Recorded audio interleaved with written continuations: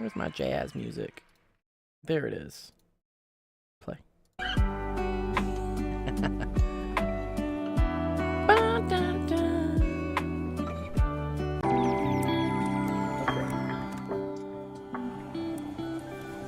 Alright, I think that's working. No drop frames yet. Nice. So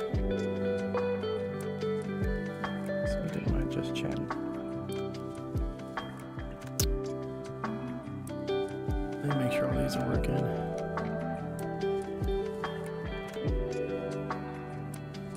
Clear that. Nice.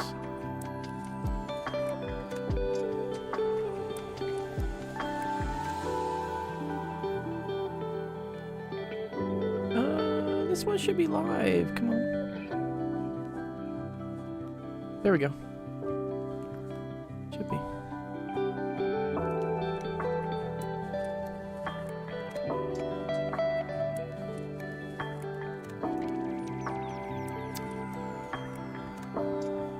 Alright, we're really gonna test my bandwidth. Let's see if I can also go to Discord. Should be okay though.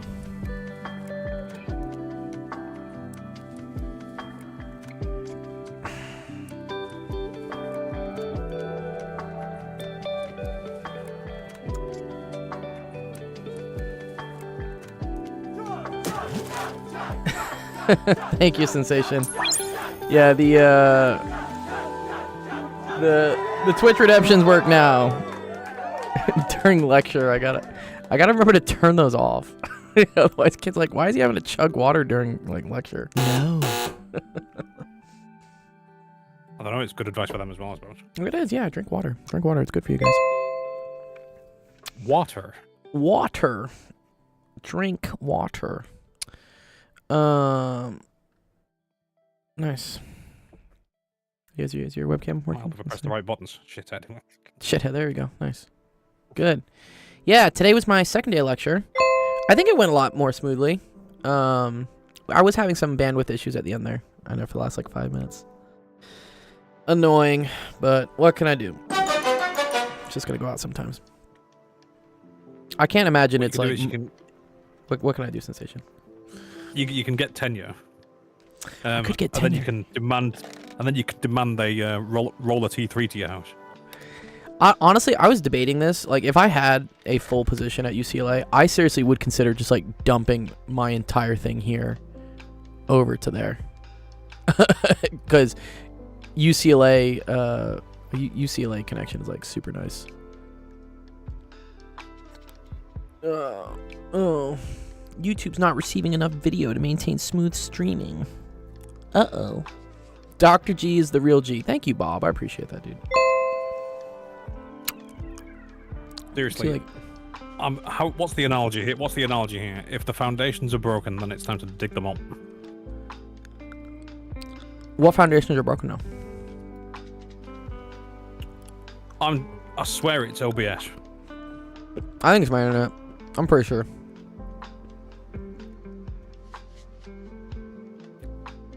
Hang on, what do you get? I think I get, on a good day, I'll get like 20 MIPS up. Which is, I can stream, because I'm now streaming to 4 different services. So, we're doing Twitch, YouTube vertical, YouTube horizontal, plus Discord. So that's 4 separate video outputs I gotta put out. And you assume probably about 5... Yeah, about 20 up. Yeah, 20 up. Right, that's what I get. Yeah. But you see if each stream is taking 5K, give or take, right? Then that's 20. Well, no, because I've run it on 5 before. Yeah, but that's a single stream. I'm running 4 different streams. Yeah. I gotta kill the Discord, because I already see I'm dropping 10% of my frames. One sec. Gotta kill the Discord stream. Gotta kill one of them. You can still... No, I can still see you. Yeah, come back, Sensation. Your video's okay. But, I just have to, I have to kill my uploading of my video to Discord. But not many people watch live on Discord anyways. So, it's all good. But, yeah. I hope people are enjoying things. The classes. The bandwidth will sort itself out eventually.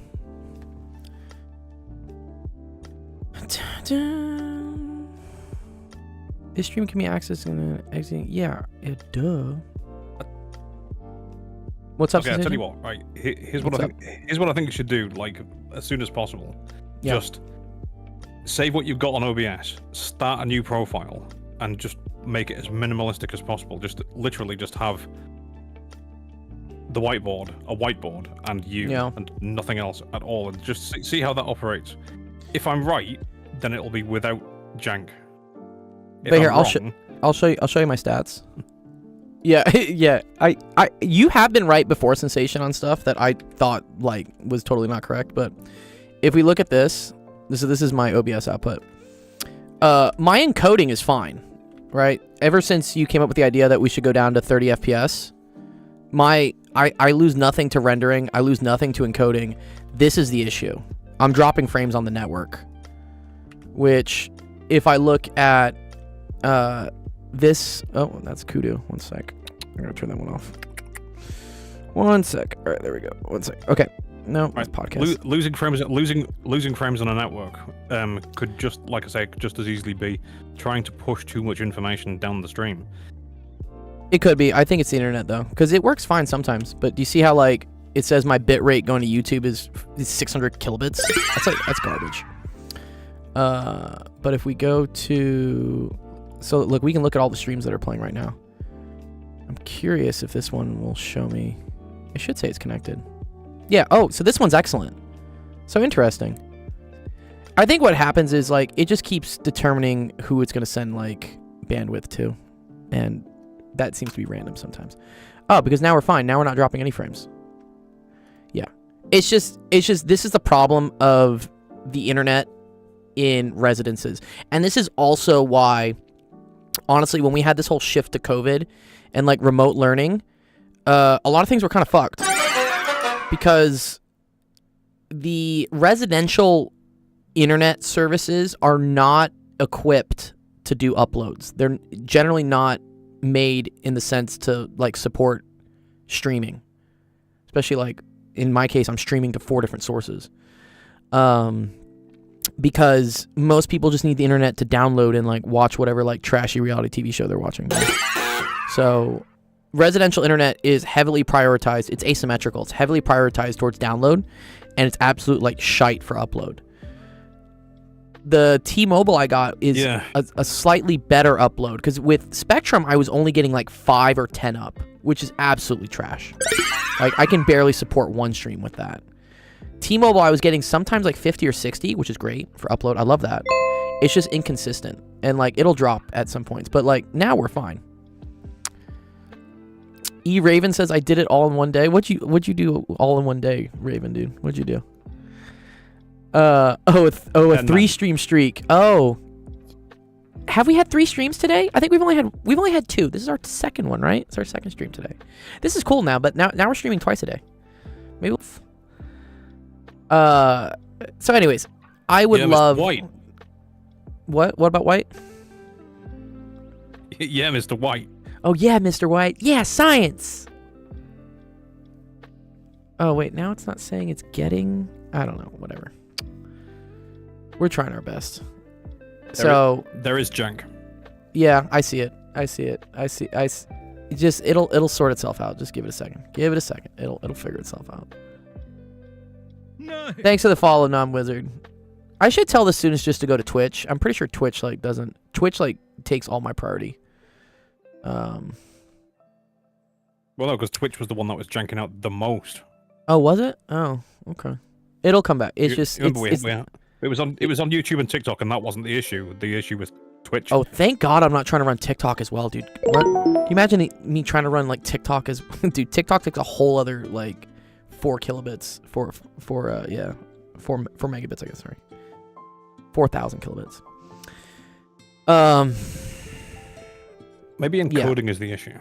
It's not the encoding. I'm seeing it. It's the network. No, because so bandwidth, you can't see my hands. I'm better with my hands, right?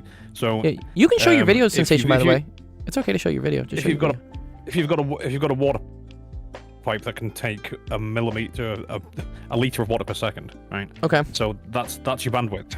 Yeah. And then you start shoving salt down it. Yeah. Eventually it'll get janked up, right? So if you pour less salt, then that will solve the problem, but not entirely. So instead of using salt, I'm struggling with this analogy here. If instead of using salt, you start to use smaller particles. That's. Is it like this when the analogy. landlord starts raising the rent? You know, we're gonna start pouring oil down the sink. Yeah. So I could get more efficient with this, and we did do that because we dropped the frame rate from 60 to 30. I could drop the bit rate even further. I think we're currently at like 4. I could drop it to 3. Because again, I changed all your settings, but I don't know whether you actually use any of them. I stopped everything from running simultaneously, and then pushed everything towards hardware encoding, and so that might fix it if you try that. But okay, the file you sent me or something, right? Yeah. It was me going through all your settings and just stopping everything that was superfluous. When are you talking about all my sources and stuff? My sources that were superfluous? Yeah. Oh, okay. Yeah. I went through them all, said when you're not using it, stop it, and then I said, right, everything needs to be run through hardware, and hopefully that'll make better encoding. I'll apply that. Yeah, the encoding is fine. I see it. Again, just because you don't see the problem doesn't mean it's not there. That's true. It says that your encoding is fine, but like I said, if you use smaller particles, in the same bandwidth, you'll be able to push more particles. We do like pushing more particles. Where's my encoder setting? I'm just curious. Like, what am I outputting at for? Yeah, I'm only doing 3 kilobits on the vertical too. Yeah. All right, whatever. It seems to be okay now. I thank you guys for being patient with me as we try to figure out technology. I like the fact that I can at least fix as much of the things I can that I have control over. It's been an absolute nightmare for the last day and a half with the textbook store not getting the codes out, and then I find out that they're just they're being really shady, honestly, with it, because also they added it to their thing without my permission, and now I could go on a whole rant about it. And now apparently some of my students are getting dropped from the class randomly, and they think it's an error, and the department doesn't know what's going on.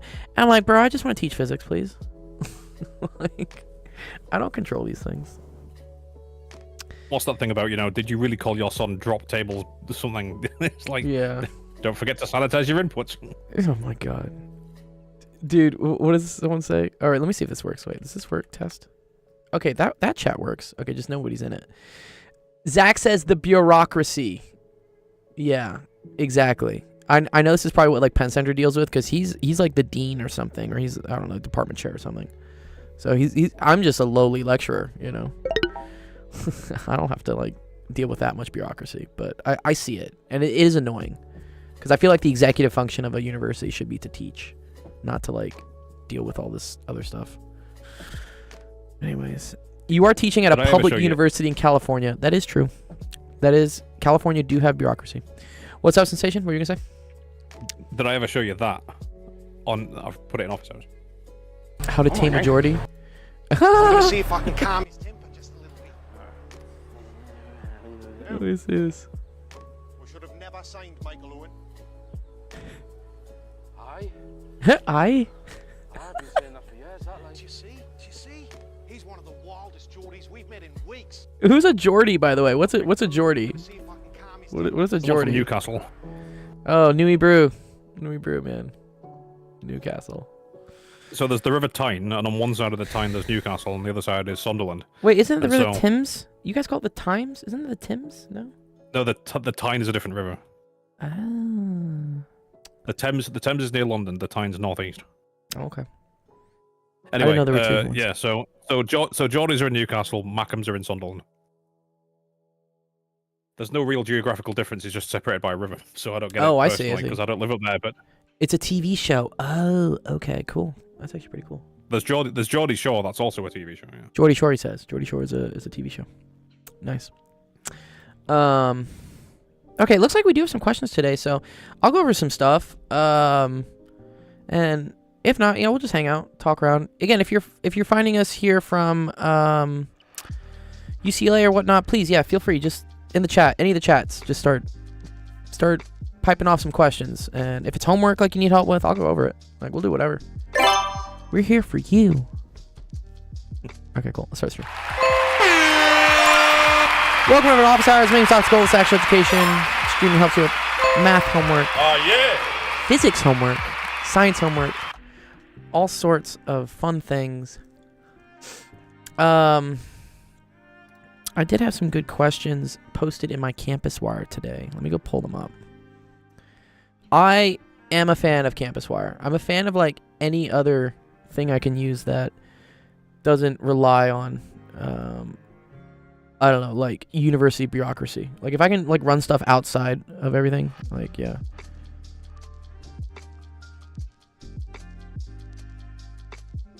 Yeah, 2 attempts. Yeah, people I'm ask me getting a like 2 good attempts. review of physics from your lectures. What Oh, did I I miss? appreciate that. I appreciate that. Yeah, today we went over basically like manometers. Wait, can you pronounce that for me, Sensation? How do you pronounce manometer? Well, you say manometer with Yeah. like a contraction. So I would say, wait, manometer. Manometer. I would say, or manometer. Manometer. Okay. Yeah. You say I would say manometer. manometer. Oh, interesting. Okay. But you have a contraction. Because you say manometer. Manometer. Yeah. But yeah, Wait. it's a strange contraction. Zach says I'm getting a good review. Yes, thanks for Rocket. Yeah, you're more than welcome, dude. Oh, Manamana. Ba ba ba ba ba. Manamana. Is that what you guys were saying in my chat? Sorry, I can't. I got so much going on in my YouTube chat during lecture that I can't really like look at the Twitch. But I do remember some of you guys saying some Muppet stuff at one point. I was like, oh, that's hilarious. Yeah, I'm glad. Yeah, I'm glad you guys can get a little bit of review of physics and see how I teach. You know, it's fun. One of the we had a cool question that we went over. I kind of maybe wanted to explain better. Where was it? It was. Let me pull it up.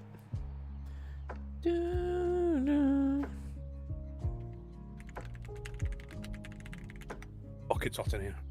Yeah, dude. Yeah, we have a heat wave coming up into the U.S.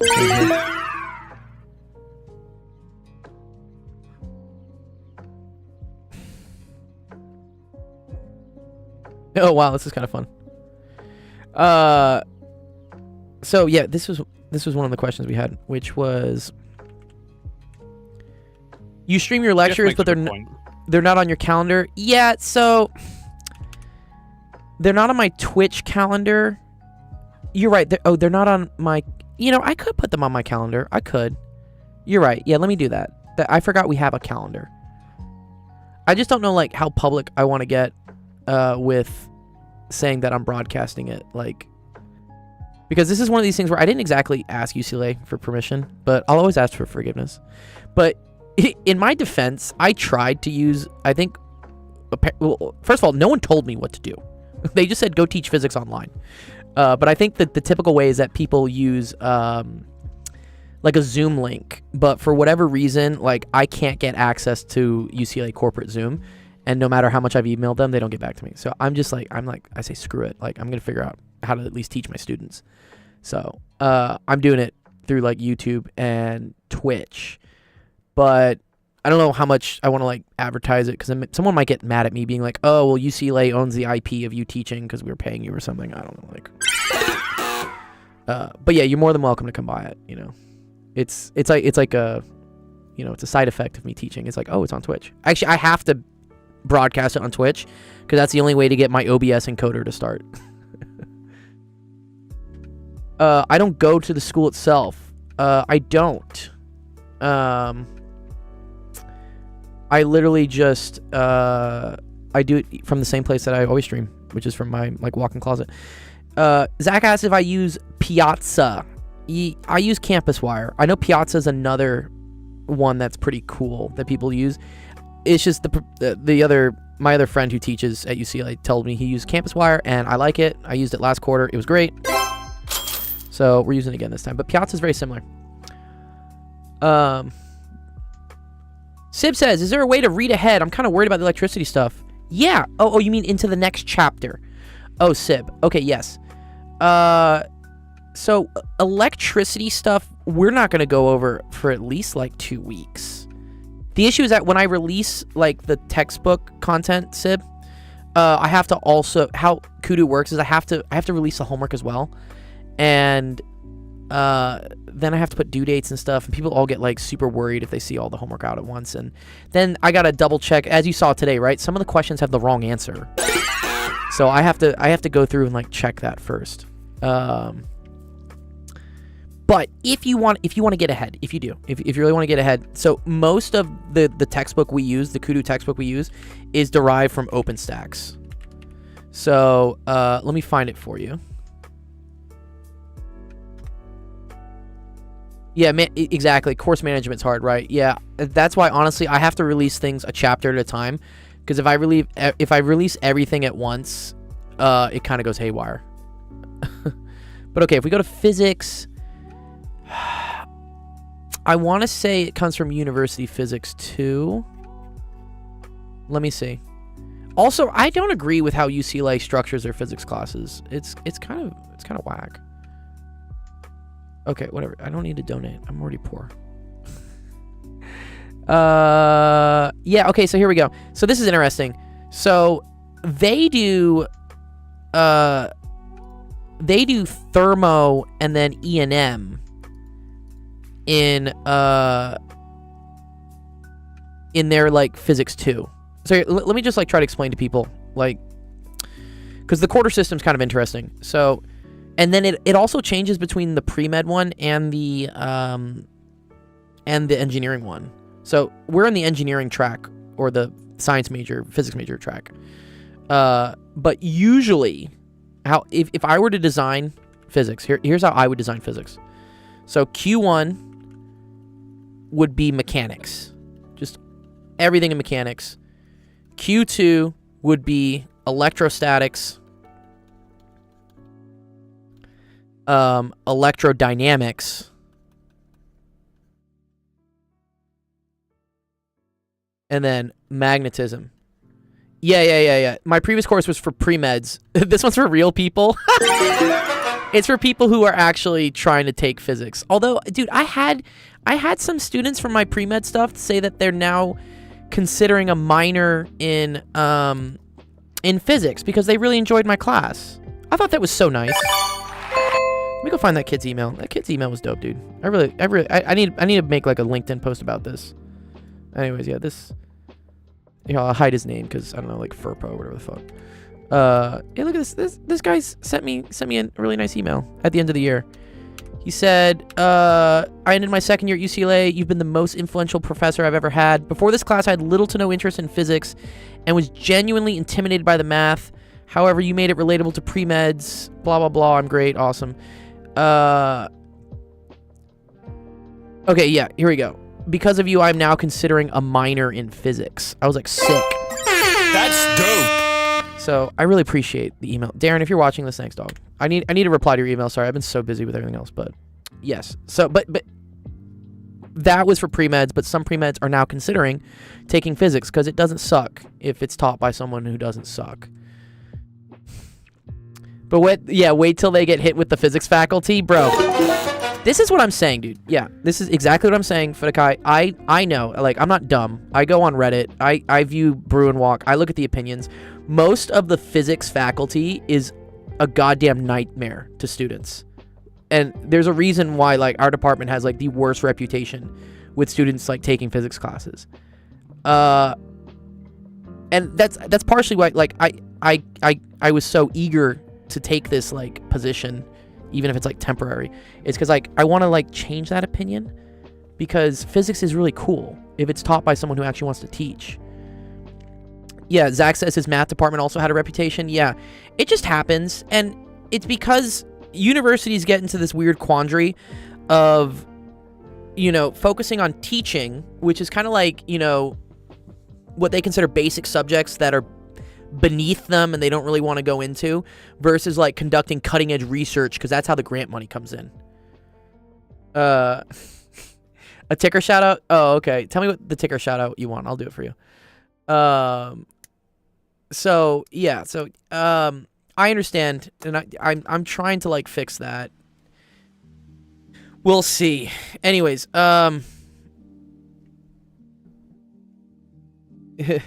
this. Yeah. Yeah, exactly. They think they're immediately on your level. Yeah, that is the thing. Again, because most physics professors are fucking geniuses. You do have to be very, very smart to get a position at UCLA as a professor. As like a full-time tenured professor. Also, it's brutal to like even just get tenure. You have to be really, really intelligent. And you have to do cutting-edge research, and you have to be able to pull in grant money. The teaching aspect is not as emphasized. And the problem with like when you get so smart and so specialized is you kind of lose touch with how to explain things in simple terms. And then, you know, and then it creates a bad experience for undergrads.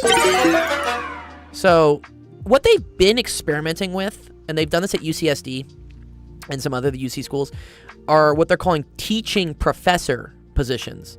So where they're now hiring professors on a same tenure track level, but your job is just to teach. And I think that's a great like little band-aid to like try to, at least for the intro classes, not scare everybody off from physics.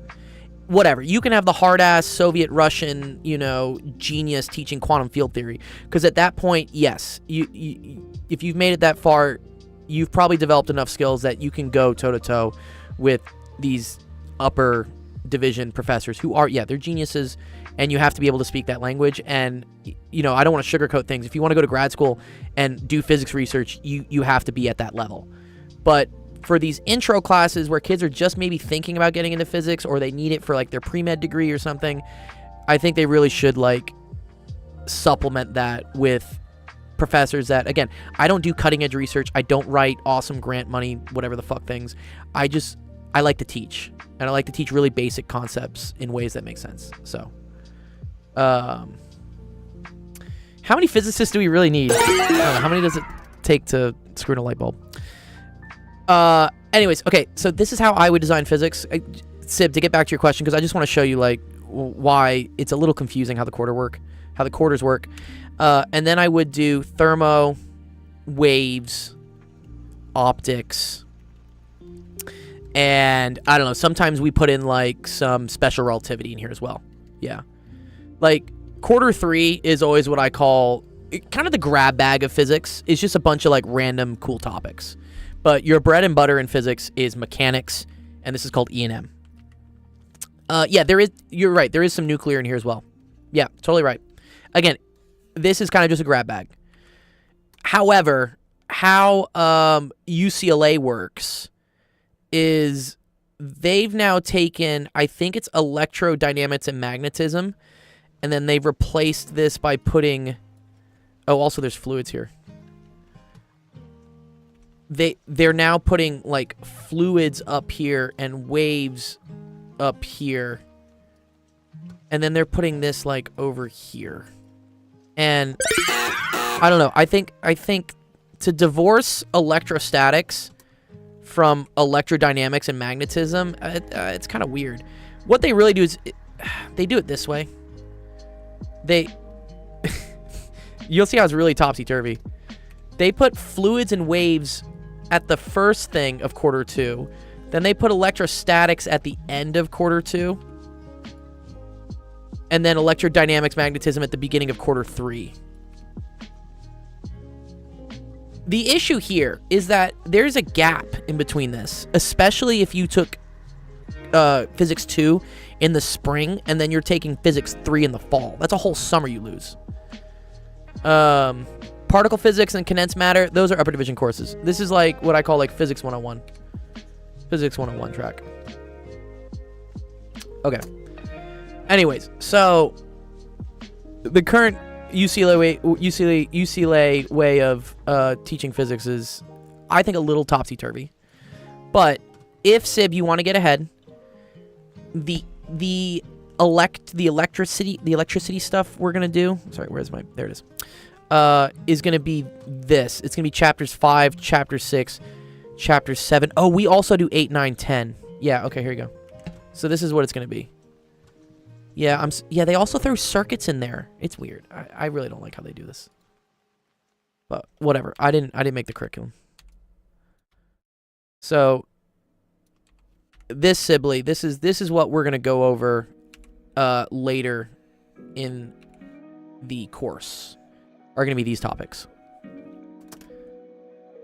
And if you want, let me get you the chat. Let me get you the link for that too. Here, I'll dump it in the Twitch, and then I'll dump it in here. Would some of the answers be wrong on the homework too, or just a problem with the clicker? I hope they're not wrong with the homework, Mistral. But if they are, please let me know, and I'll work my best to sort everything out. Again, if there's any errors or anything wrong with whatever, I'll manually go in and fix it. That's the advantage of this versus mastering physics. If something's wrong with mastering physics, I send them an email and they get back to me in 5 to 6 business weeks. And then the course is over. But I was given this course by another teacher who literally taught it last quarter. So I assume everything is correct. But we may find things that are wrong, and that's okay. It's learning is a imperfect process. But that's you know, it's the friends we make along the way. Is that what we say? That's all the fun.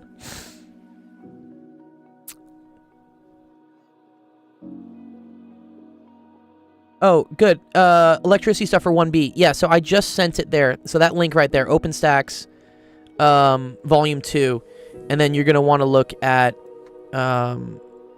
these chapters 5 through 10, because we're not gonna do electrodynamics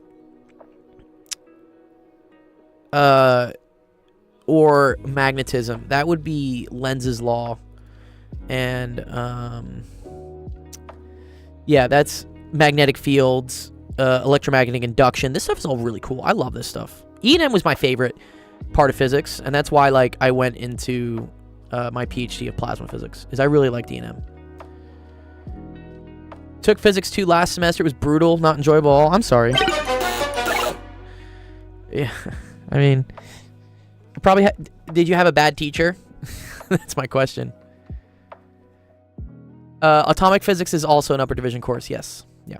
We don't really do much atomic physics in the undergrad track. Or sorry, we call it like the 1 series. You know, the 101 series. Lower div. There we go. Lower div. It's called lower div physics. Yeah.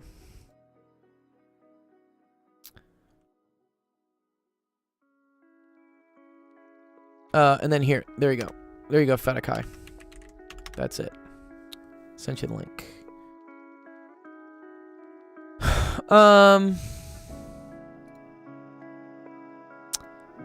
This was a cool question we had. I just want to go over it real quick, because I wanted to explain more about this, but I ran out of time because I only get an hour and 15 minutes.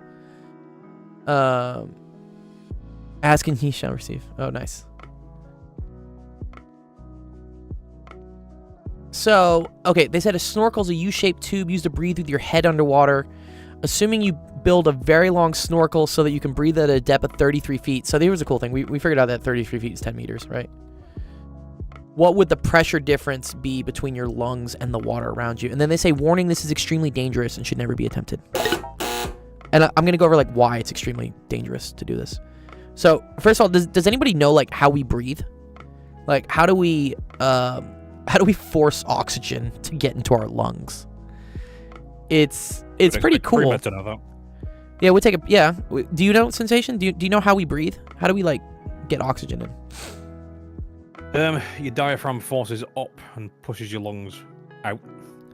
Yes. Okay. Good. To breathe yeah, out, like and then. No, yeah, to breathe in. Yeah, I know it's to do with your diaphragm, the bottom section of your lungs, because your diaphragm fits in that space. But I can't remember the specific. So Jeff has also So we expand our lungs, and in doing so, we create kind of a partial vacuum. Really, what we do is we create a decrease in pressure inside our lungs. So when here, I'm gonna put. Let me like make my man. Jeez, you didn't have to flex. sorry, famished.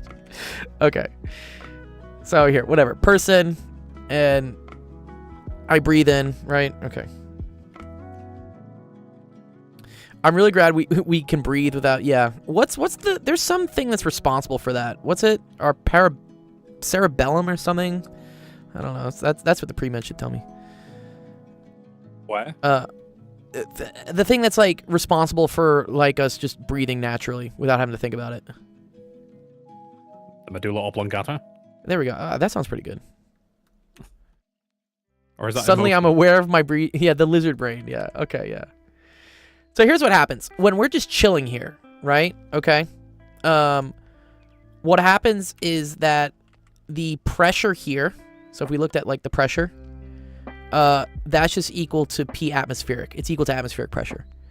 And the outside air, right, is also equal to P atmospheric. And then when we breathe in, what we end up doing is we end up like expanding our diaphragm, okay? Like we're expanding the volume there. And if you remember from chemistry, or if you've taken chemistry, right? PV is equal to nRT. Whatever, you can get rid of the R's and stuff. So you just get like PV is proportional to T, but T is also constant. So we end up saying like P1V1 equals P2V2, okay? So if you increase the volume, you decrease the pressure in something. So when you expand out the volume of your diaphragm, when you make your lungs bigger, as long as you're not changing the temperature or you're not like whatever, you're momentarily going to create a lower pressure environment, okay? So now, here, P is less than P atmospheric. And because there is less pressure in your lungs than there is outside, this creates a pressure differential in which oxygen flows into your mouth and down into your lungs. So, yeah, what you're doing is you're lowering the pressure inside your body, and that's what creates kind of like motivation for the oxygen to enter your lungs. Okay. Nice.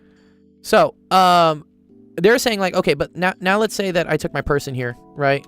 And we decided to go underwater. So let's say we're underwater here, right?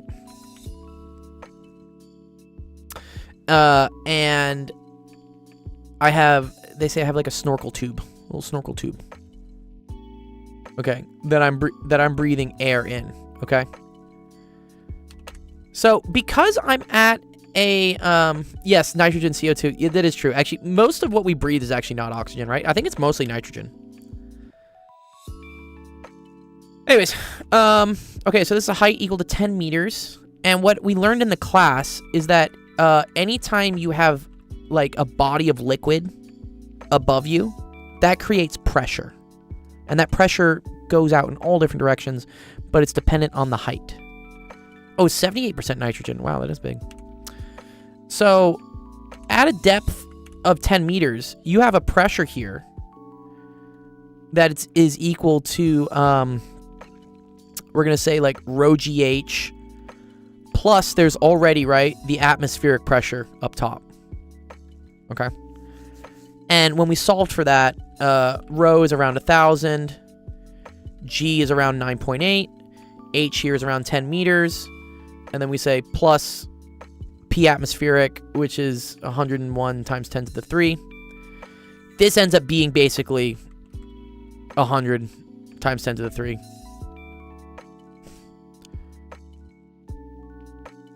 Oh, does it? Wait. Oh, yeah. Wait, which homework says unlimited checks? Is there stuff that's not multiple choice?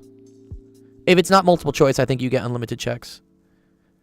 As to why it's putting random answers, I think there's something, I've heard this before, there's something up with if you're using Grammarly, or if you're using one of those plugins on your browser that like tries to autocorrect text and stuff, I think it just starts fucking with it, is what it does. I think they have something about it. So if you have Grammarly or some other like add-on, I think that like messes with it. Technology, man, dude. No one can get anything right, dude. Anyways, so what you end up getting is that P here is equal to 2 atmospheres. This is called an atmosphere. I don't think I actually said this in my class, but 101 times 10 to the 3 kilopascals, or 101 times 10 to the 3 pascals, or 101 kilopascals is 1 atmosphere. So you basically get another atmosphere from being underneath 10 meters of water. And so now you have 2 atmospheres of pressure. And that 2 atmospheres of pressure, right, is now acting on your lungs. Okay? And let's say, for instance, you have air in your lungs that's equal to like 1 atmosphere, right? That means the pressure difference between it, right? Like the difference in pressure is now only a single atmosphere. So you have 2 atmospheres pushing this way. You have 1 atmosphere pushing this way. So you already have like -1 atmospheres inside of your lungs. So you have to provide another atmosphere in order to be able to suck oxygen down, which is difficult. Let me see. There was some like right. Yeah, your lungs are being crushed by 2 atmospheres. So in order for there to be enough pressure to pull down something that's already at 1 atmosphere, you're already having to fight an atmosphere.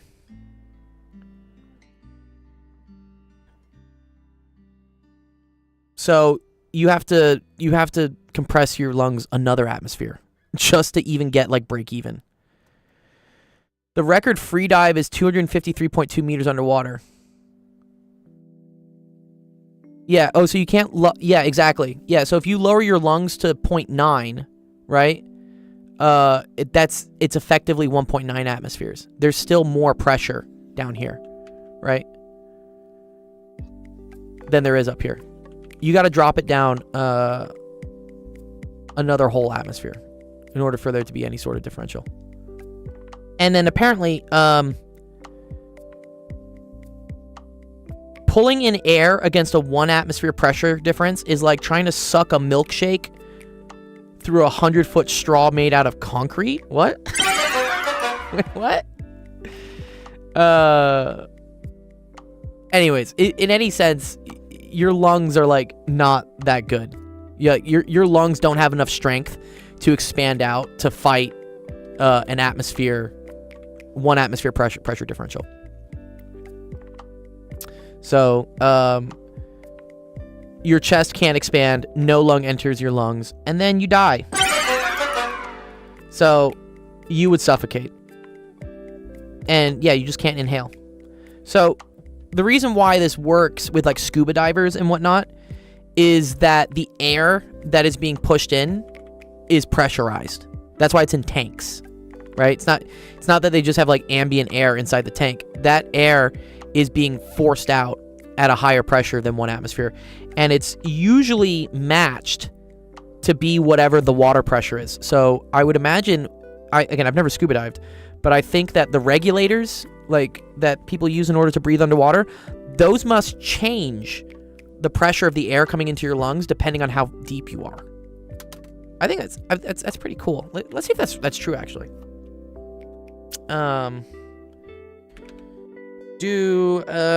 What is it? Scuba regulators change pressure based on depth.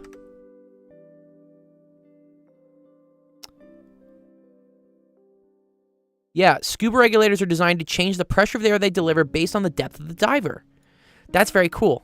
So as the diver descends, the ambient pressure increases, and the regulator adjusts to provide air at the same pressure as the surrounding water. This ensures the diver can breathe comfortably and without resistance at any depth, right? Very cool. So you said the record free dive is 253.2 meters. So I guarantee you they weren't breathing. You can't breathe down there without having pressurized air being thrown into your lungs. Also, they would be experiencing 25 atmospheres of pressure. Like 25, they would weigh 25 times as heavy. That's crazy.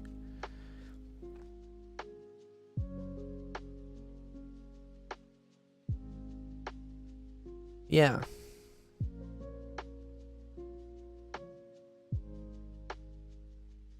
Very cool.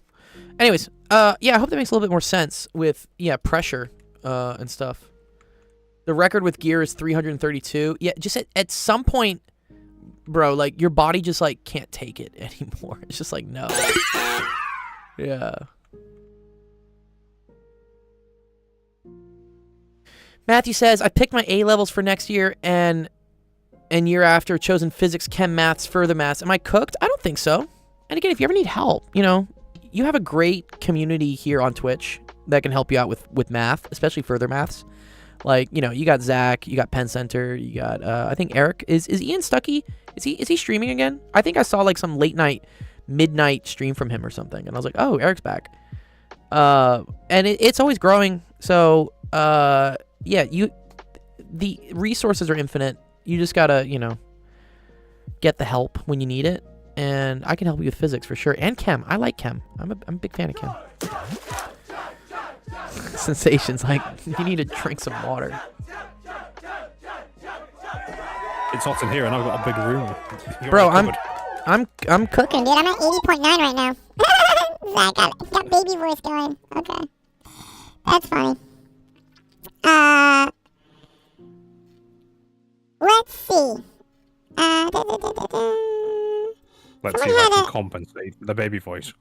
Someone had a good question about this, and I really liked this person's answer. Let me pull this up. Someone asked this in my class. Humans are so bad at diving. Yeah, they're literally the worst thing. Dude, I watched that. What was it? It's called The Rescue. It's about the Thailand one, the cave diving stuff. And I was like, nope. Oh no. No, I'm not. Dude, I don't understand people that go cave diving. Like, bro, you have a death wish. Like, what's going on?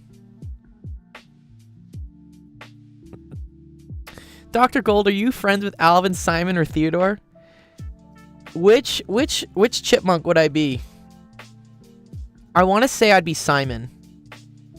I'm pretty sure I'm a Simon.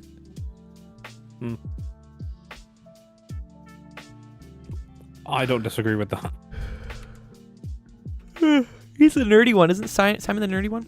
I feel like he is. Anyway, someone had a good question about this one. So we were talking about manometers, manometers. And yes, thank you, Famish, for letting me know what like a datum was. I now understand datum is just a reference point that you measure height from, which is pretty cool.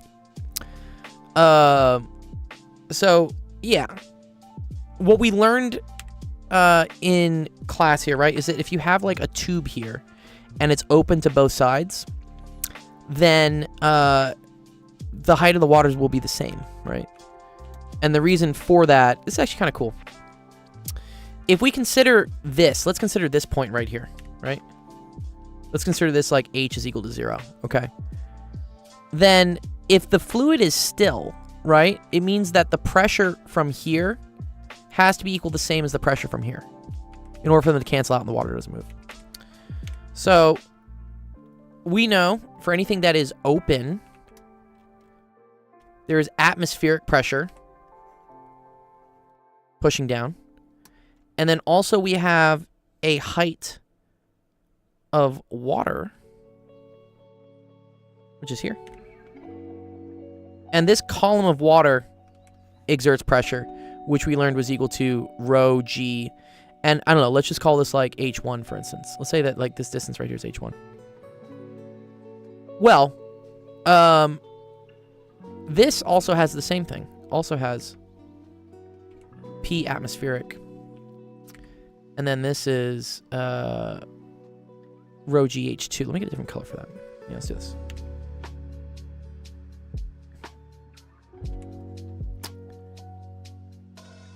Now, in order for the pressure here to equal the pressure here, like mathematically, right? That just means that on the left, P atmospheric plus rho GH1 has to be equal to P atmospheric here plus rho GH2 in order for things to be at equilibrium, to be still, right? I need the pressure from both sides to be the same right here. Obviously, atmospheric pressure is the same on the left and the right, so that goes away. And then we're left with this. And if the density of the fluids are the same, that goes away. This goes away. G is the same. And you just get the H1 equals H2. So you get that, yeah, cool. This height equals this height. And that's why these two sides are at equal height. Makes sense. Okay, but now let's make things a little bit more tricky. Yeah, does the second diagram also explain why we can only suck soda up, so far up a straw? Yeah. So, yeah, let's consider. Yeah, you want to do like a straw? Let's just do a straw. I think it's a cool one. Let's do it. So let's say, for instance, you have some soda.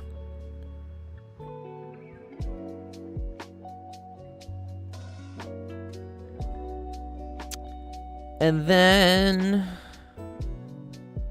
I need a straw. Let me make a straw.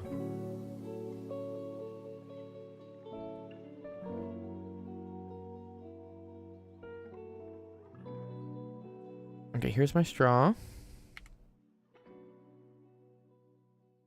There we go. And we're going to try to, like, yeah, suck the soda up, right? Yes, this is how old-fashioned barometers work. It is pretty cool. So, yeah, we have the soda being sucked up.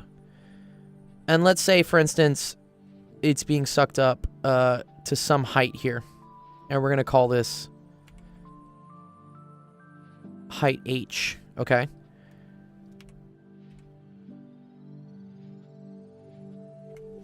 And then we need our person. Let's make our little person.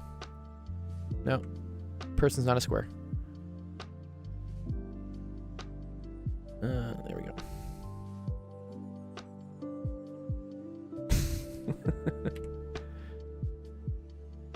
There we go. Okay, they're sucking on the straw, right? Okay, cool. Okay. And let's say that this is, that, you know, the glass is open to the atmosphere, okay? So if we consider, right, our datum, which is going to be... Some people believe sucking is a force and that you could suck without limit. Well, I think as we showed earlier with the scuba diver stuff, right? Sucking only comes from expanding your diaphragm out and creating a pressure difference. And I think there's only so much of a pressure difference you can create with your lungs. Like, your muscles are only so strong. But yeah, okay. So here, let's say, like, looking at the outside, right? You only have one thing pushing down on it, right? And that's going to be the atmospheric pressure.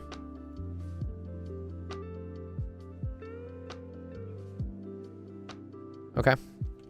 This pressure must also be the same as the pressure over here, right? Here, however, right? Let's see what we got. We have rho G H1, right? And then we also have whatever the pressure is from our mouth sucking on the straw. And this will not be zero. Like, you cannot create vacuum with your lungs. You can create a low pressure, but you can't create a negative pressure. So we're going to call this like P sip. I wanted to say P suck, but that gets weird. So anyways, P sip, right? Okay. Okay. Even if you could create a vacuum, there'd be a limit. Well, let's see mathematically if that works. Okay. So anyways, so this is a downwards pressure. It's lower than atmospheric, but it is a pressure. So if we were to equate this, right? I then have that, like, P atmospheric, which is the pressure here of it just pushing down, has to be equal to rho G H1 plus P sip. So we know atmospheric pressure is 101 times 10 to the 3. We can approximate soda as having the same density as water, because most soda is just fucking water, honestly. And like sugar. So that would be equal to 1,000 times 9.8 times whatever the height is, right? And then plus the pressure of my SIP. Okay. So let's see. Let's plug in some numbers. Let's just figure stuff out, right?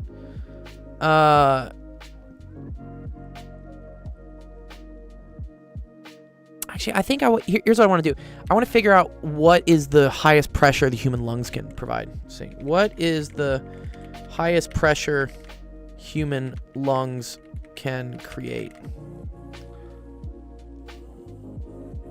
Okay. Well, it's funny. They give the answer in centimeters. They already give the breakdown. I don't want that. Man, give it. All right, they say 2.8 psi. Here we go. So let's do 2.8 psi to kilopascals. So 19.3. Okay. So sipping pressure, like the maximum you can do, is equal to 19.3 times 10 to the 3 pascals. Notice how this is a lot less than 100 times 10 to the 3, right? It's about, what is that? That's a fifth, like 20%. So your lungs can create an environment that is 20% the pressure of your outside surroundings. So if we were to plug these things in here, so we get 101 times 10 to the 3 is equal to 9,800 H plus 19 times 10 to the 3. Okay. If we subtract that over, right, what do we get? We get like 80. I'm just going to call it 80. 80 times 10 to the 3 is equal to 10,000 H. Or let's say like 1 times 10 to the 4th H. And then if we divide it... I don't get... They get 200 milliliters? Is that what they said? Oh, wait. 200...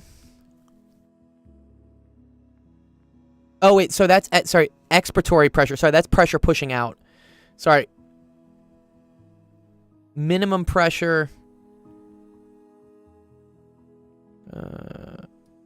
is 2.8. What is it for sucking?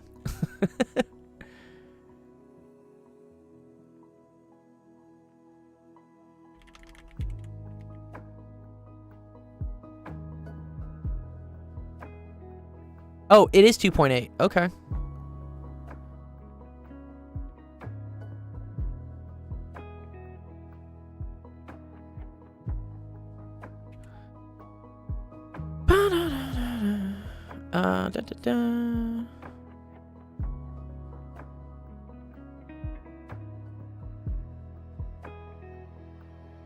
Yes. Okay.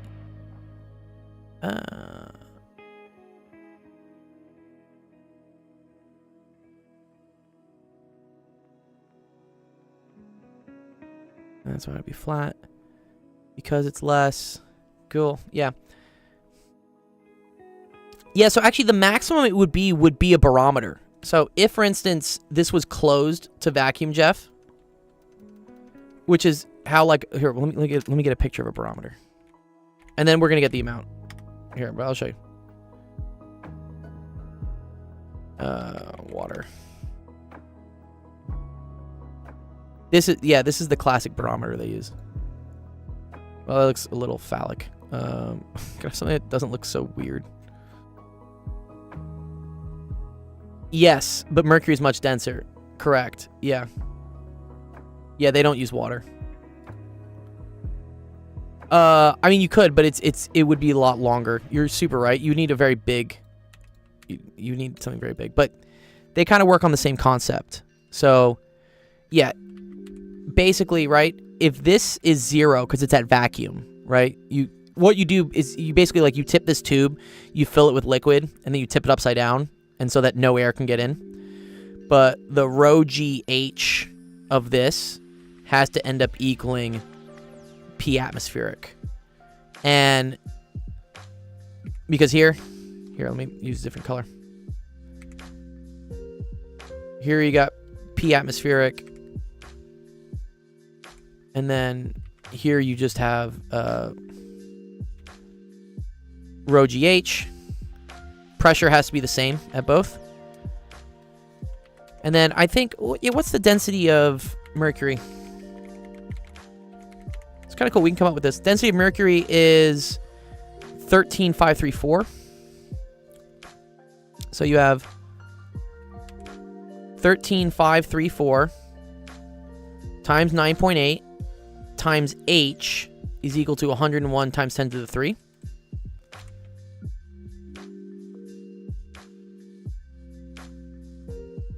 Yes, it should. You're correct there. You're correct. Where's my calculator? Okay.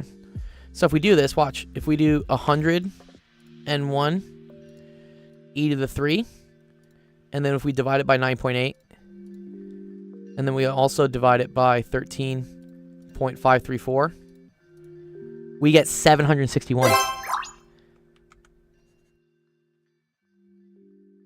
Oh, and 761. That is barometer in millimeters. Yeah. Wait. Oh, sorry. It wasn't 13.534. It was 13,000. Sorry. Oh, yeah. Okay. One sec. 13,534. There we go. Okay. There we go. 0.761. My bad. This is a comma. Yes. 0.761, right? Meters, which is 761 millimeters.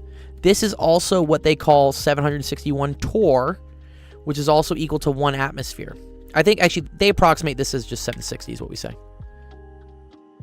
So, yeah, when we measure things in torr, yeah, it's because we're saying how many millimeters of mercury would be pushed up a tube or could be supported up a tube by atmospheric pressure.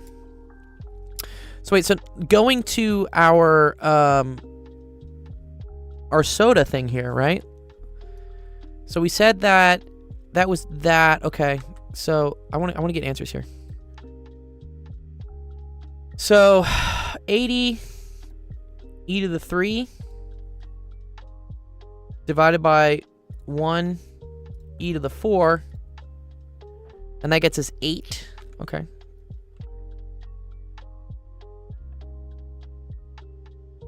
Cool. So I guess, yeah, 8 meters is what you could suck up. Which, wow, that's kind of a lot, right?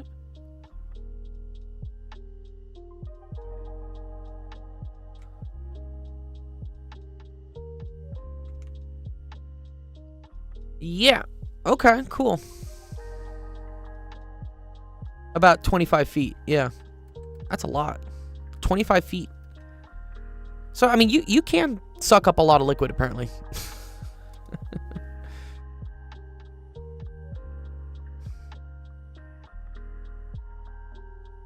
So, from a third-story building, probably not. Yeah, I agree. Yeah. It's kind of cool. You ever seen, like, those crazy straws and stuff? Right? Anyone remember these things? Crazy straws? Dreidel-shaped Dude, what? Don't do that. Oh, no. Okay. Yeah, these, like, wacky things, man, right? It's super cool. Anyways, yeah, so these technically aren't harder, I guess, to suck up as long as the height is the same. It's a longer path. It just takes more time. But in terms of, like, the pressure, it shouldn't be different. I guess technically you would have cohesion between the liquid and the the surface of the plastic. But ignoring that, if you just looked at the physics pressure point of view, it should be the same. Yeah. All right. Wait, one sec. Sorry, I haven't checked any of my office hours. Okay, no, we're still good.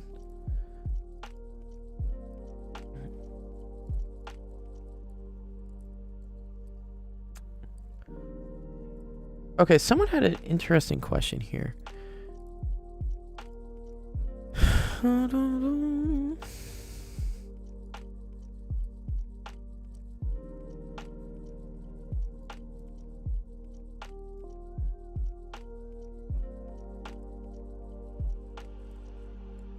Does this also mean if the air pressure is less than 19.3 kilopascals, you couldn't breathe at high elevation? Ah.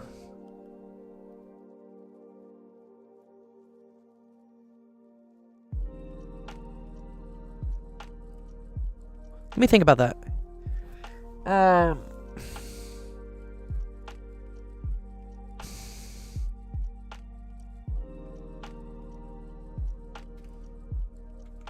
Because, yeah, you need to create less pressure, but now it's easier for your diaphragm to expand, right? Because you're not fighting as much. Your lung pressure couldn't become lower than that, so you can't force air to move in. I think technically, yeah. Ugh.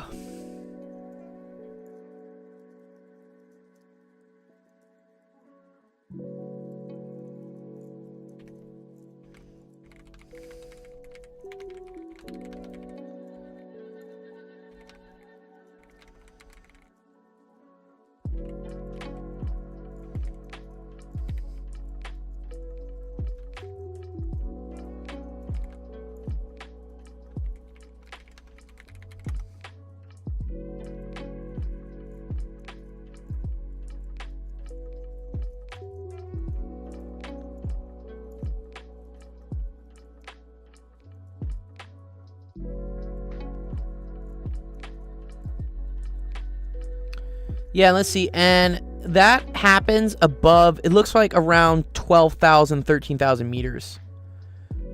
Or 15,000 meters. Okay, cool. Yeah. So apparently around 15,000 meters, atmospheric pressure drops to 19.3 kPa. That's what I'm reading here. Which, yeah, that is higher than Everest, right? Yeah, that's much higher than Everest. I think the main issue is that the air just becomes thin when you're hiking these mountains that are so tall.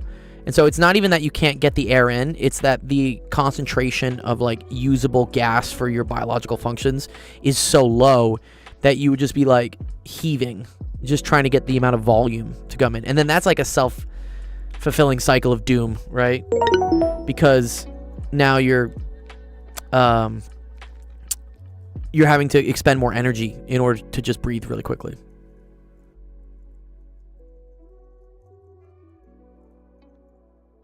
Yeah, because the same volume has... Exactly, the same volume has fewer moles of air. Correct, yes. Yeah, that's pretty cool.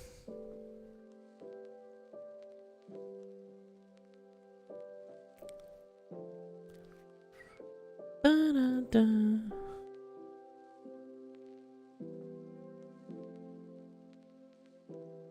Let me see.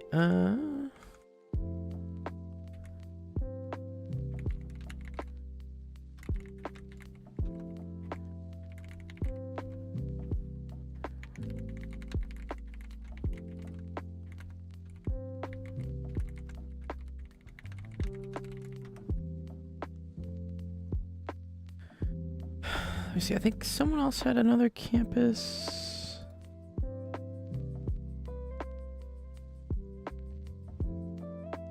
Right. Yeah, good. Sure. What do you want to ask about static versus kinetic friction? Yeah, that's really cool. It usually has to do with work. It's the work done is what it is.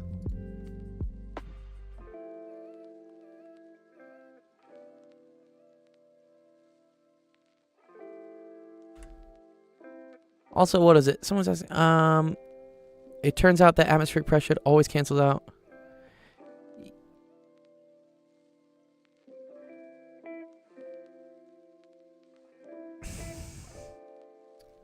And yes, Sib, this is correct. Yeah.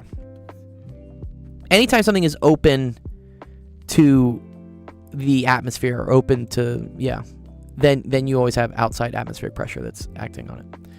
So Jeff says, when it goes from static to kinetic, isn't there an instantaneous non-zero acceleration? Correct.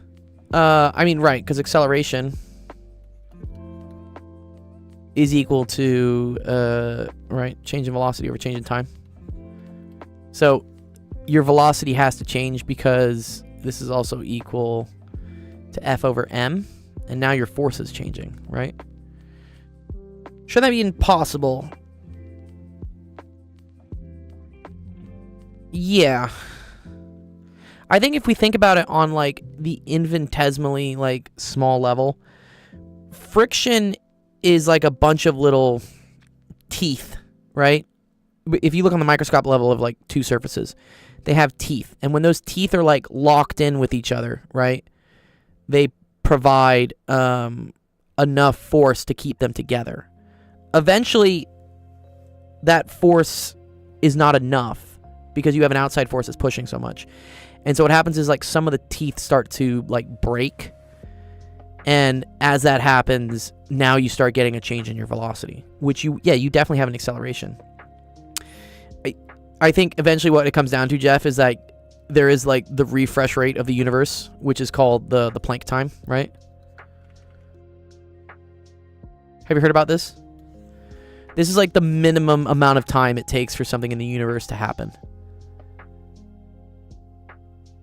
Yeah. So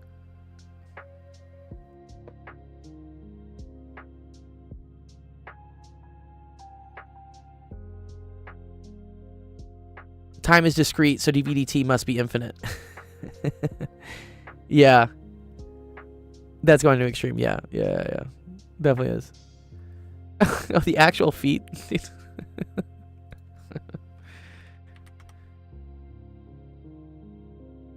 Make more money with actual feet.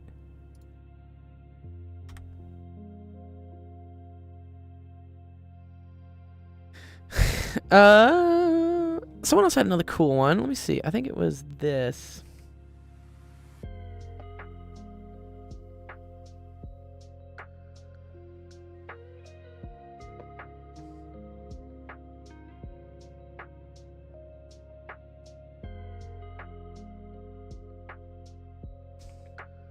Which I think this always comes down to like conservation of momentum. No, not this one. Where is it?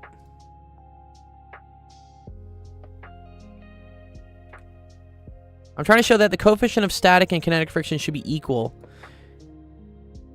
Yeah, the issue is that like once something starts moving, once it's like it's over the threshold, Jeff, now it's not able to provide as much force backwards.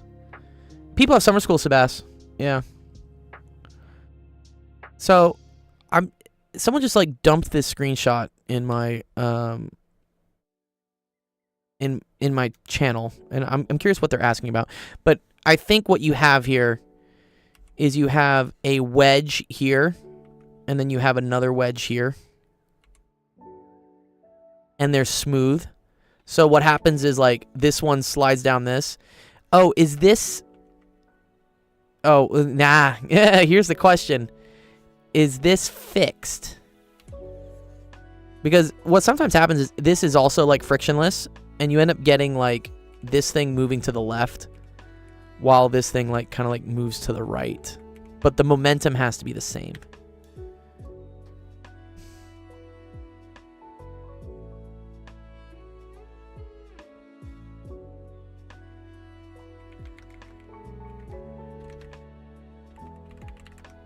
I have summer question to do, so why did I question it? I don't like most people don't have school. You're right.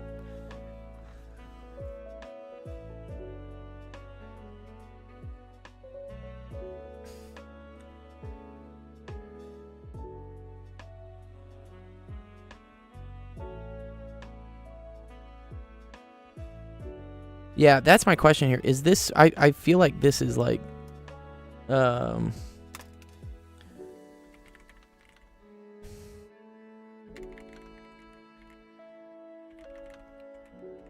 What's up, Jonghyun?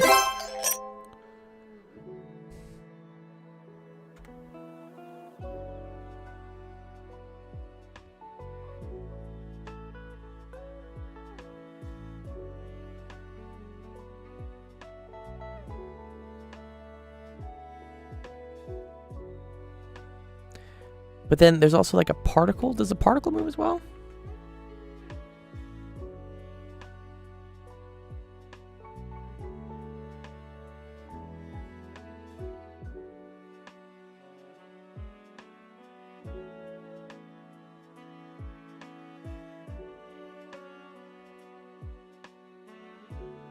Yeah, Jaden. Yeah, I remember you, Jaden. I remember who you are. I'm curious what this question is. There's another one about this. Let me go find it. It's like wedge top of inclined plane smooth. Let's just see if we can find it. I know this is a classic question that gets. Yeah, there you go. It's a JEE question, of course. Dude, JEE questions are just like difficult for no good reason. They just like want to like cause pain. All right, so let's see. What is this JEE guy saying? A wedge is placed on a smooth surface of a smooth incline having with the horizontal, the vertical wall of the edge has a height h. And there's a small block also. What's up, Don? Give a shout out to Don. Thanks, Don, for the raid, dude. Don Factorial. Thanks, dude. So yeah, let's see. This dude ends up writing out a bunch of forces. There's also a normal force, right? Acting on block 2. What's up, dude? And then... Interesting. He's defining MA that way. Oh god, this is getting like really weird. Oh, but there is friction between the block. Oh.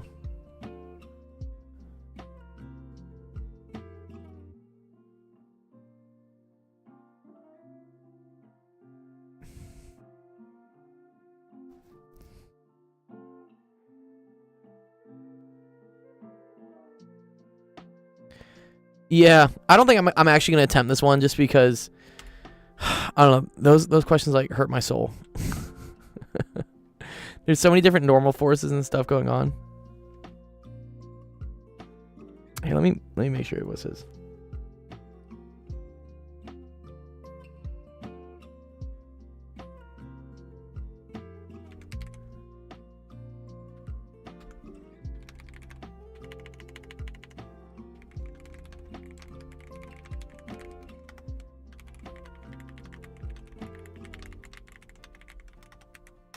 Because all I got, from the student is they just dumped this on me. I was like, okay, cool. What are we trying to solve for? Are we trying to? I mean, is there friction here? Said this is smooth, so I assume that. But then if he draws lines here, usually that means this is fixed. But then so here you can. I can like start to do a little bit of it if you want. It's okay. Try to explain what's happening.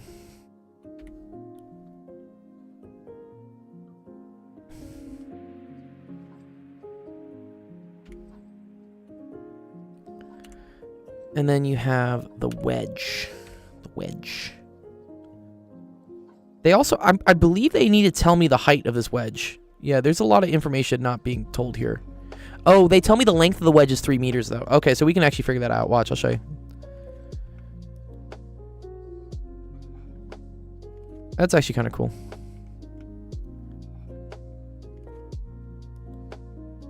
Okay, yeah. So, if this right here is 37 degrees, then this is also 37 degrees, right? Because it's, we assume it's parallel to it.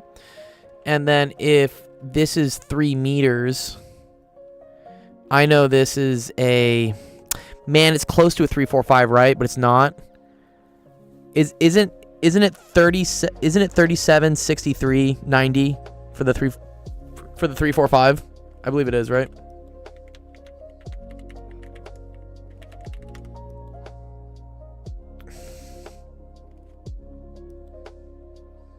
Yeah. Yeah, look at it. Yeah, the 345 is 36. It's 3753. Man, but they put the 3 over here? No.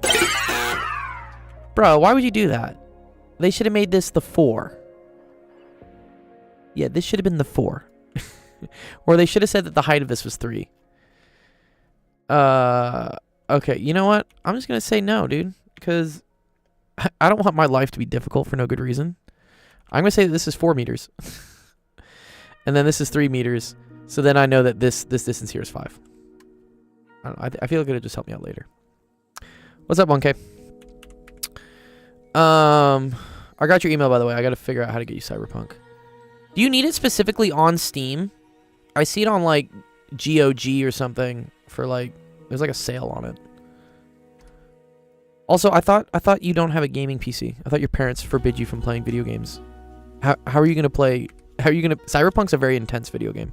You need a pretty beefy PC to play Cyberpunk.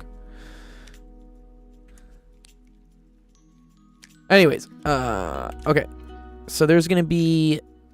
And then there's also the particle, which is 2 kilograms.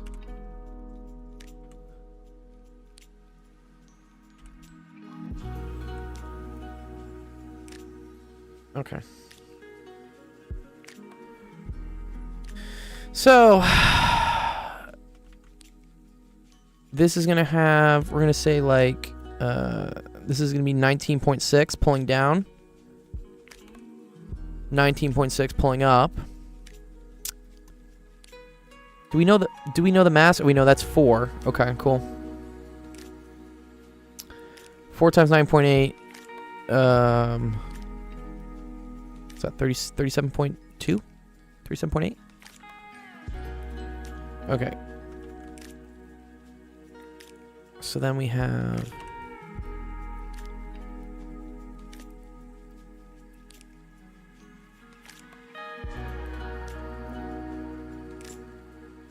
$39.2 coming down.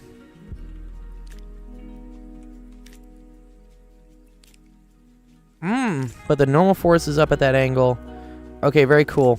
There's actually a lot of interesting forces on this. Because then we have this as well. Oh, man. I didn't draw this exactly, right? Let me draw it better. There we go.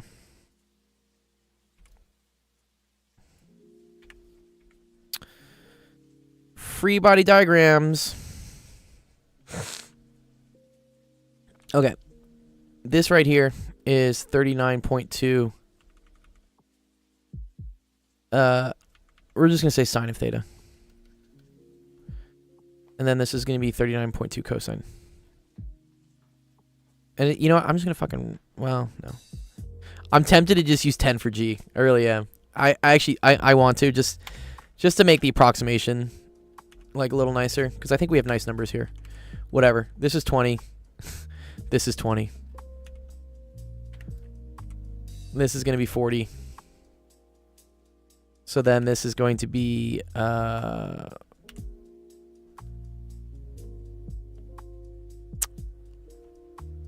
40 sine of theta. And then this is going to be 40 cosine of theta. Right, which, yes, here's the cool thing. So for a 3, 4, 5, because I recognize this is 37, 90, 53, that means sine of theta is equal to 3/5. Cosine of theta is equal to 4/5. Tangent's equal to 3/4. So very cool. Yeah, that's nice. So 3/5, yeah, 120 over 5 is 24. Yeah, look at that. So this is equal to 24. This is equal to 32, right? Yeah. Cool. Okay, but let's consider this block, because there's some weird shit going on this block.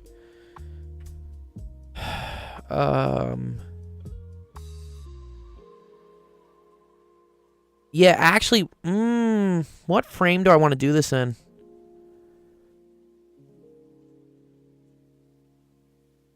Because, yeah, do you see how I also have to then break this up into components? Yeah, okay. All right, whatever. Okay.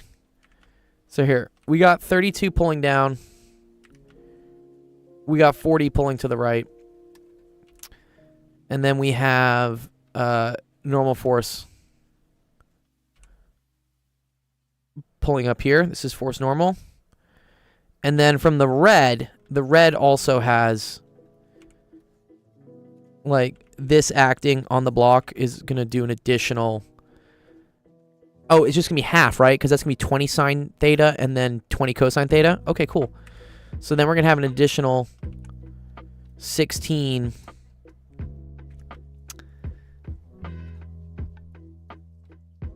and 12.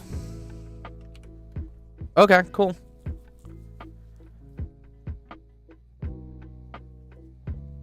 And I think they said everything's smooth, right?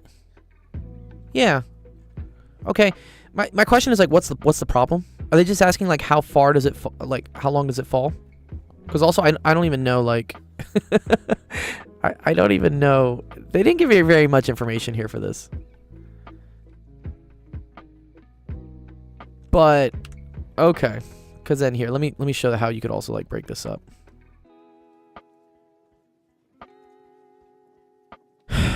That 40 should be 32. Oh, wait. Sorry, that should be a 24. Thank you, fam. Yep, I got a little ahead of myself. Yep, because then this can also be broken up into. Here, let me move this over.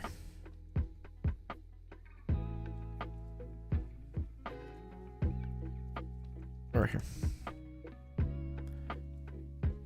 Can make, like, I want, like, a slightly different color. Can I get, like, a slightly less red?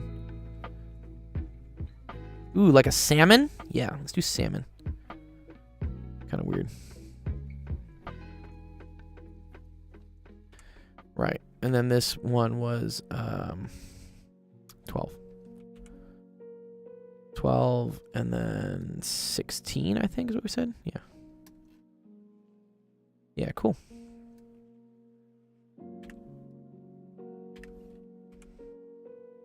Okay. So that's all the forces on the wedge. And then we assume that the normal force will be whatever it needs to cancel this out. So then from that, yeah, you could figure out how far it takes for the thing to fall down, I guess. I'm confused what the question's actually asking here, but that's how you set up the force diagrams.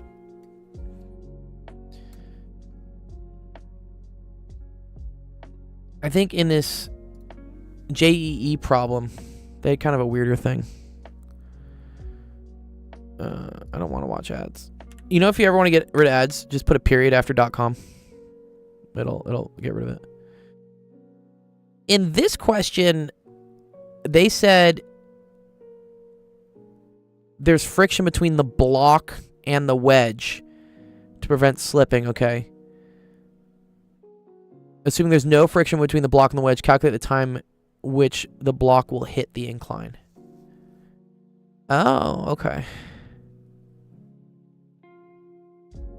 Yeah, just after the .com. Yeah, if you do .com dot, it'll get rid of the ad. It's kind of a cool little trick.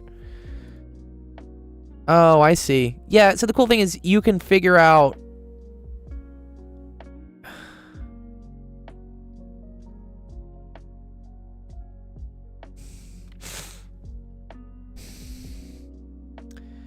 like as the block moves down, I believe as the wedge moves down the incline, if there's no friction between the particle and the wedge, then the particle technically, like, moves to the right with respect to so watch what so, like, as this thing falls down, right? This thing, if there's no friction on it, right? Notice how this thing only has up and down forces. This thing should stay stationary in the left-right direction. It will start moving down, right? Because as this thing, like, moves down, this moves down. But eventually you'll get to the point where the wedge is, like, right here. And at that point, the block is now touching the incline. So all you really have to do is figure out how much distance it takes for the wedge to move whatever, this 4 meters horizontally. And to get that, interesting, you then want to convert what that distance horizontally is diagonally, and then your diagonal distance would come from this. Okay, cool. That's a cool question. I don't think you need a 16-minute YouTube video on it. That's a lot, dude. I think also this one was weird because they had a frictional force. Which I think, wait, it's part C. Let me see if they do part C. That's A, B, go to part C. Do they ever do part C?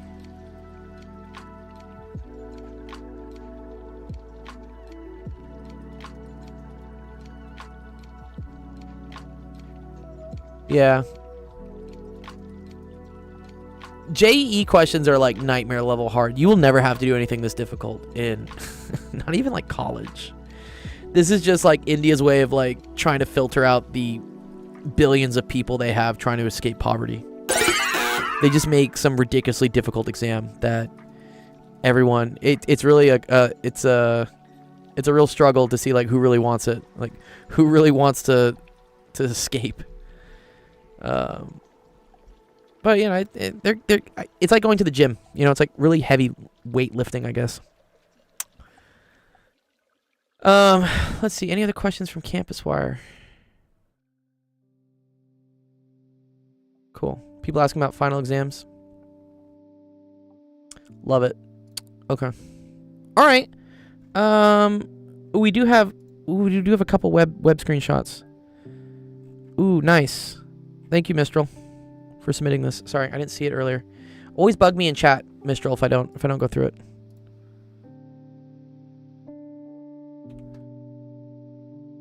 Let's see.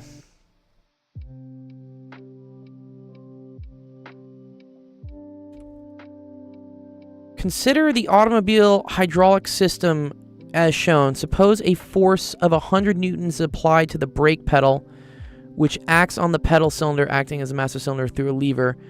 A force of 500 newtons is exerted on the pedal cylinder. Which, wait. Why do we have two different forces? Oh, I think I see what's happening. Oh, because it's a lever. Yeah, okay, cool. So, dude exerts 100 newtons this way. That creates like a torque, is what it does. Which, yes, if the distance here is 0.2, I believe that, yeah, that's the same thing as there being a 500 Newton force here. It's a factor of 5. Okay. Or no. That's 0.2 to there. Okay, one second. Let's read all. This is good. This is question 1 of the homework. Oh, God. Okay. The pedal cylinder has a diameter of 0.5 centimeters, and each wheel centimeter has a diameter of 2.5 centimeters. How much pressure is transmitted in the hydraulic system? In atmospheres. Okay, cool.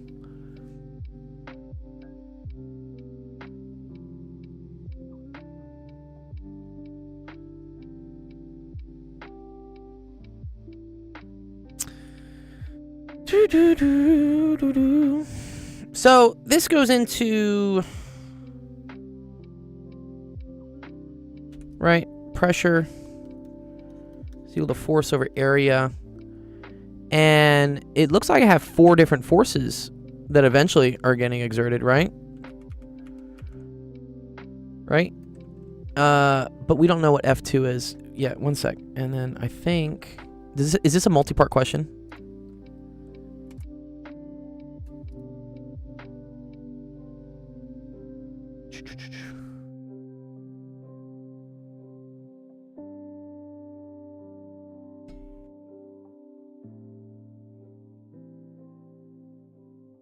No, it's just a 1-part question. Okay.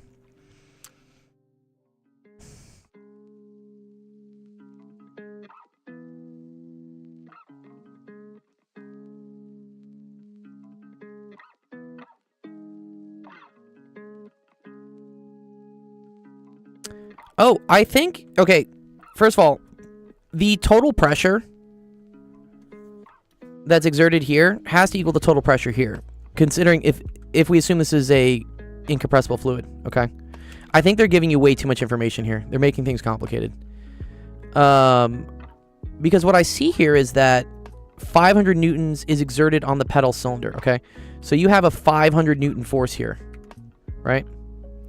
That you're pushing in with. This, I don't think we really care about this. I think it's a cool engineering thing, but they're basically showing that like a pedal allows you to exert more force on a cylinder.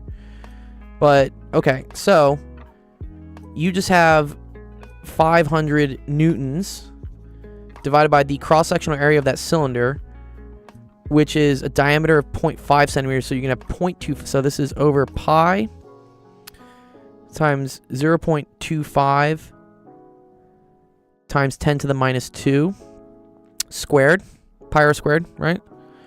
And that pressure there should be the same pressure everywhere else. It's going to be a different force, which is cool. So we'll show you how that works. But let me see if we get the right answer, because I have the right answer.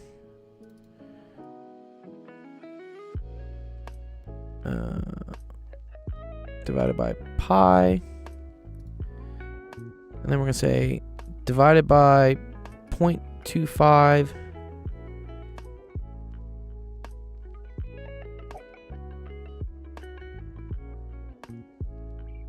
Oh, is my thing lagging? Why is my chat lagging so much? Sorry, Mr. Here, let me put this here so I can see it. Okay.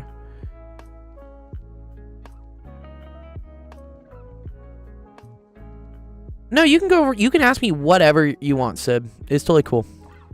If I'm here and I'm not currently answering another related question to what we're doing, you can ask about future stuff. I'm happy to go over it with you.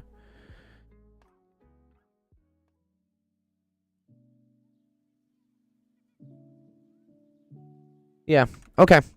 So, again, 500 newtons. That's the force. Area is this, right? Pi r squared of the cylinder. And that gets you an answer, very big answer. This gets you 254. Oh, sorry, let me show you on my calculator what I did. 254. Let me just fucking copy it. And then I'll show you how I did this. They gave you way too much information here, Mistral. That's how they're trying to trick you. So, anyways, you get this. This is the answer after I do this. And then in order to get atmospheres, okay, 1 ATM is equal to 101 times 10 to the 3. So I just divided by 101 times 10 to the 3. And that gets you around 252 atmospheres. Okay.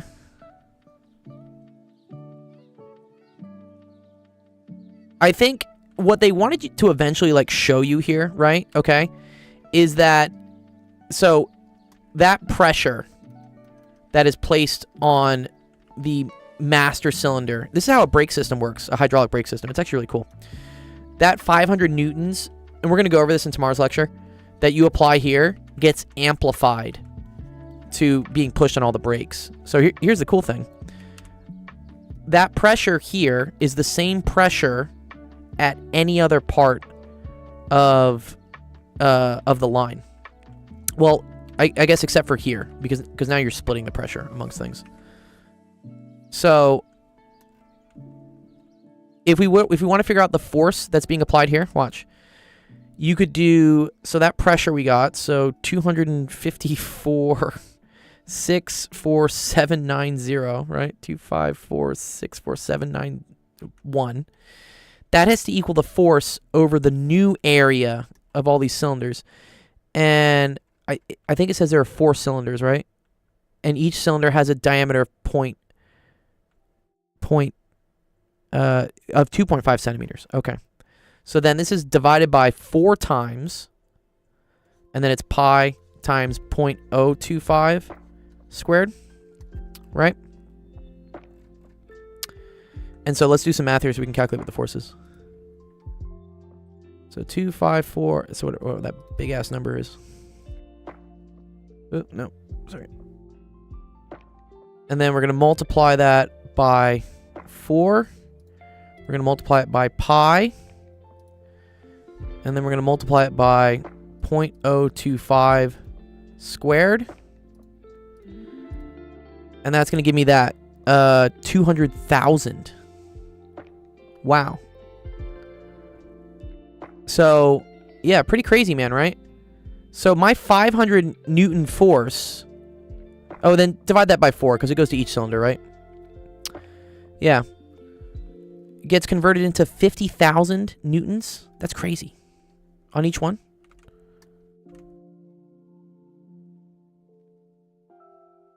Yeah. Because what? That's a factor of 5.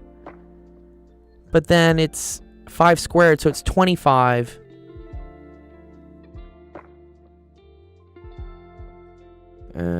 Is that right?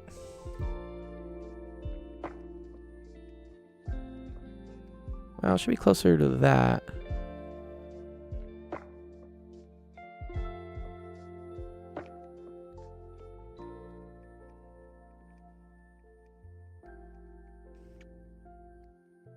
Ah, but there's a bunch of them. Yeah. And then it's times 4. Yeah. Wow, crazy. Oh, I did my diameter wrong, sorry. It was this. Oh, it's even bigger then. Oh, man. The cool thing, Mistral, that we're going to learn it in tomorrow's lecture. I'll give you a little sneak peek for it. Anyways, the correct answer for this was just 251. I wanted to, like, show newtons-wise how, for instance, applying 100 newtons from your foot turns into 500 newtons being applied to what's called the master cylinder of a car. That has to do with torque.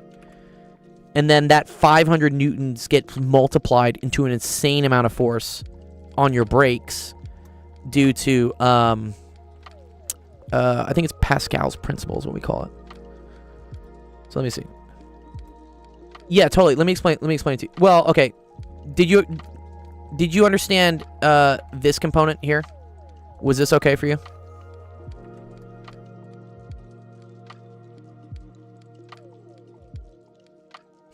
I'll explain the new stuff, but I have to like kind of show you some other things. It's hard to show it on all these brakes, and then there's like 4 brake lines and everything. Yeah.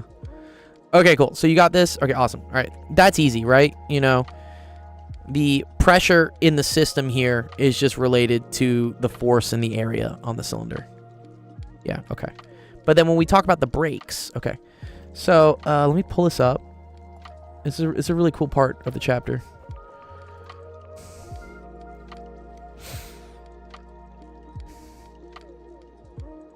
It's called Pascal's principle. Yeah.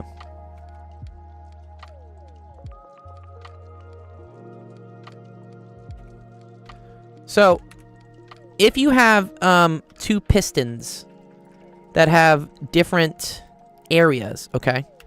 And the fluid in between it is incompressible, okay? Remember what we learned earlier about the barometers, right?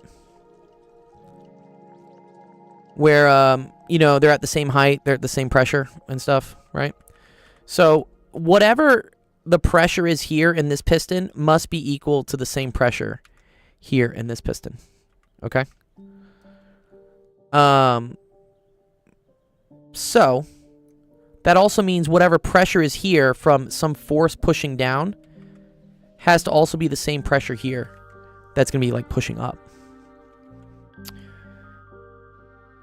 In this case, fluid is moving, okay? Like, we are, like, moving fluid this way. But, so, the pressure here, right, is going to be equal, so P1 is equal to F1, plus we would say like P atmosphere, and then P2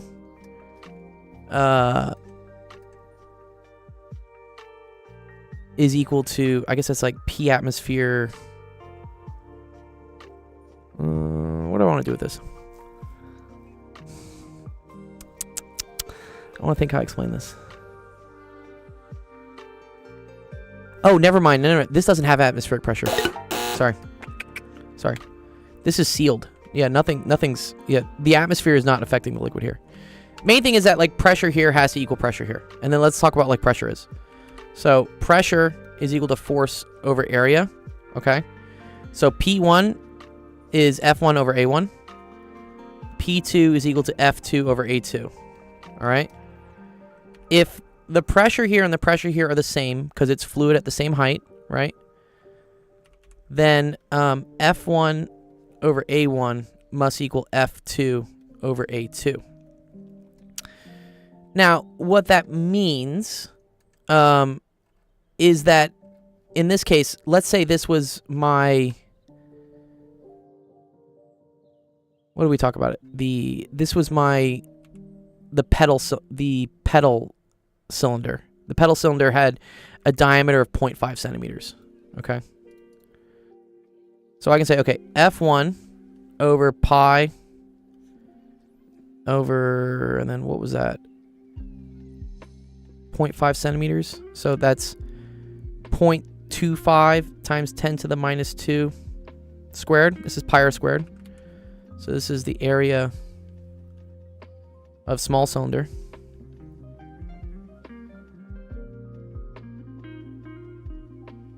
Must be equal to F2 over pi. And then this was the brake. The brakes, which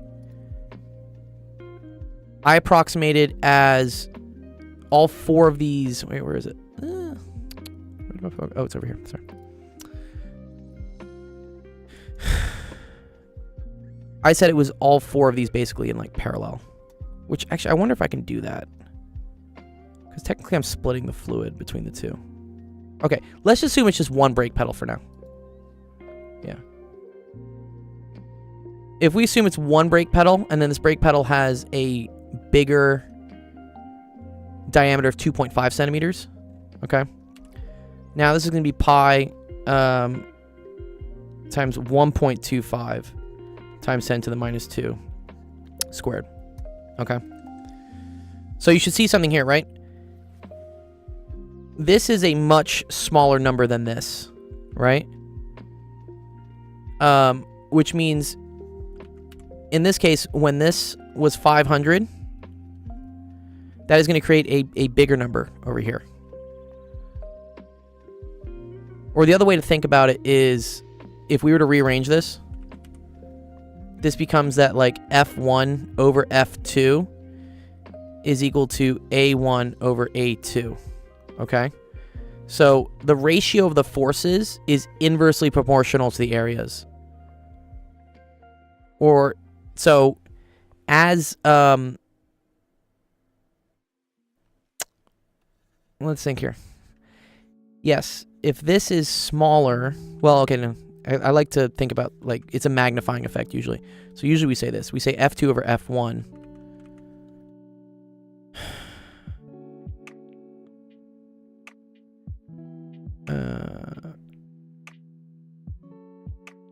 No, wait. Pressure. Wait. No, that's okay. It's not inversely proportional. F2 over F1 is equal to A2 over A1. Right, okay. So bigger area, bigger force. If this is set, if you have a set force and a set area on your first piston, if you then have a bigger area on your second piston, then you also must have a bigger force. And you can see that kind of with the math here. So if we were to solve for F2 here now, you would get that like 500. So first of all, the pi's would cancel, right? So this cancels with this. And then this is off by a factor of 5, right? But then it's 5 squared. So it's a factor of 25. Yeah, well, that's really cool. But whatever. I'll do the math. I'll do the math for it. It's okay.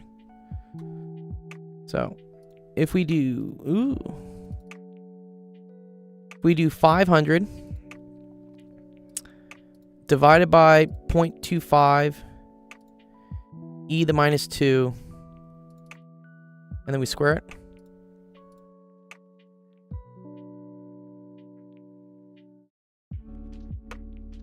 We get some massive ass number. And then if we multiply that by this, cross multiplying it to get F2. 1.25 E to the minus 2.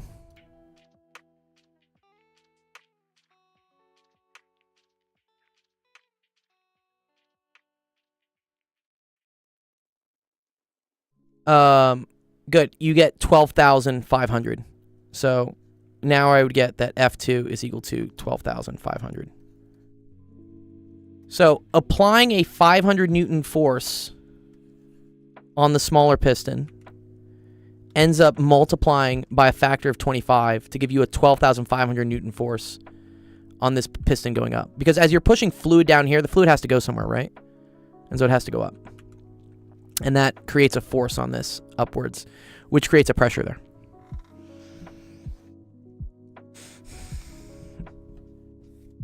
Yeah. We're going to learn that tomorrow. That's Pascal's principle, is what it is.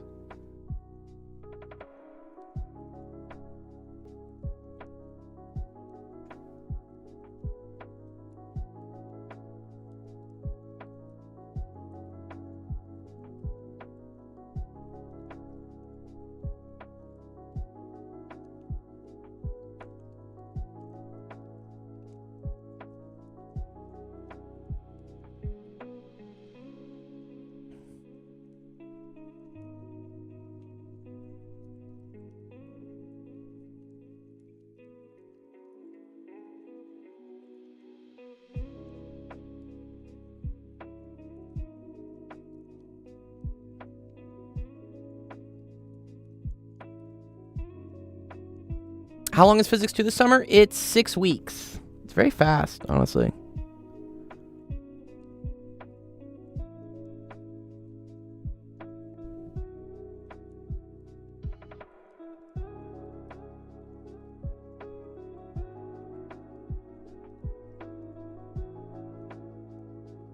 So we didn't care about the 100 newtons from the brake. Yeah, we did not. They just said that the 100 newtons here translated into 500 newtons being acted in that direction.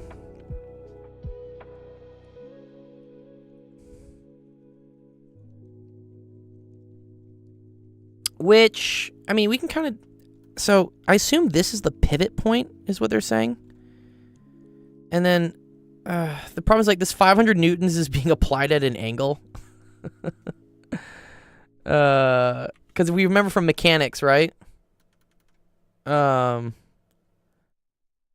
If this applies a torque this way, and let's say it's, you know, steady, then this must apply a torque. Well, no, it's moving is what it is, right? Oh, I see. But pulling it out is going to apply a force that way. Oh, I see. There's force from the cylinder trying to keep it in. Okay, one sec. Or no, okay. This diagram's all wacky, dude. Okay. This is what happens. When you press here, this moves this way, right? Which creates a force that pushes it in that direction. The issue is all the angles. I'm trying to think of all the angles. So, first of all, I would need to know... I need to know the perpendicular force here. Like, the 100 newtons is being applied at an angle. Maybe we assume that because it's connected here, it's the same as if it were right there, maybe? I just want to see if the math works out to 500. So, RF1 has to equal RF2, right? So R1, F1 has to equal R2, F2. Let's assume this is located, yes, 20 centimeters from the pivot. So I have 0.2 times 100 has to equal my new force, which is going to be located at 0.04 times F2. And let's solve for F2 here. So 0.2 times 100 divided by 0.04. Aha, 500. Yeah. So this does exert 500 newtons in that direction. Interesting. I think we're assuming that the 100 newtons being applied here is like and then eventually linear and it just looks like that.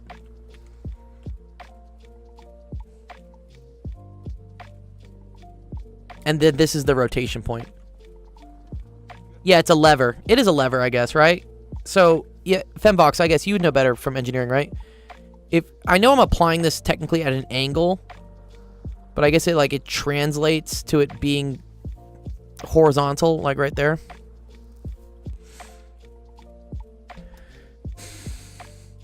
But yeah, that's Mistral. That's why they get the 500 newtons. The 100 newtons by torque then causes a force of 500 newtons there.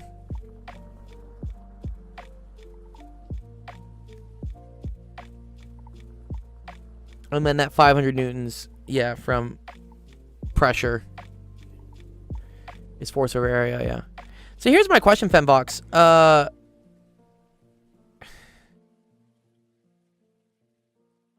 I was able to solve for instance, if it was a single piston on the brakes, and I got that was 12,500 newtons. Would I multiply that by 4, since there are 4 cylinders, for like the total force?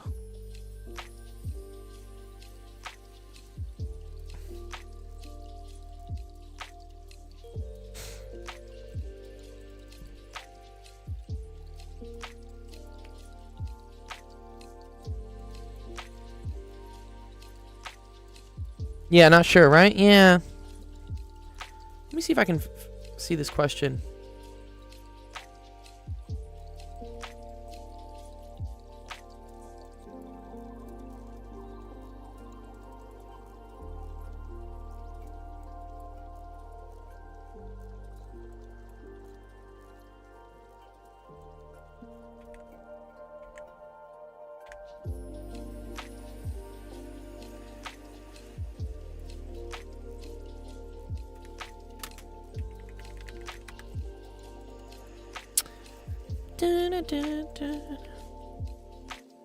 Because, let me think. In my mind, you're 4xing the area. So what's going to happen is you're going to decrease, of course, each one is going to go less of a distance. That's the other thing. Some people think like this violates conservation of energy, right? For like, you're like, wait a minute, what? How do I get a force multiplier from applying a small force here and getting a big force here? The difference here is that energy, which is equal to work, is equal to force times distance. Right? F times D. So you have to move this thing a lot of distance to get this to move a little bit. Because if the force goes up, then the distance has to go down. Just by conservation of energy.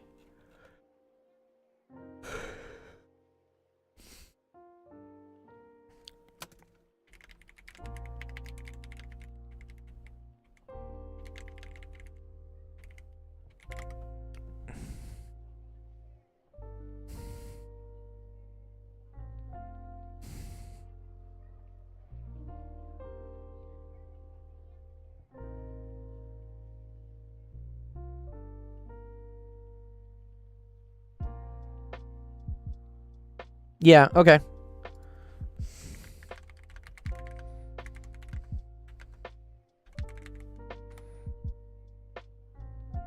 Yeah, so because so here's the interesting part. Yeah, it's one piston by 4 simultaneously, right? Yeah, but you don't quadruple the area. So what happens is this amount of fluid though, right, is getting split now between 4 things.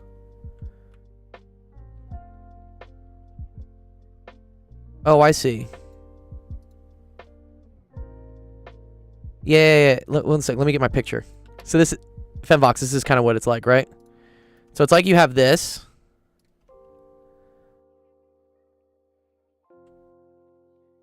No.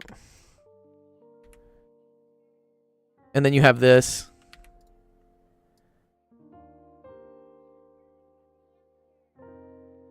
Yeah. I think it's, yeah, this is the way to think about it, right?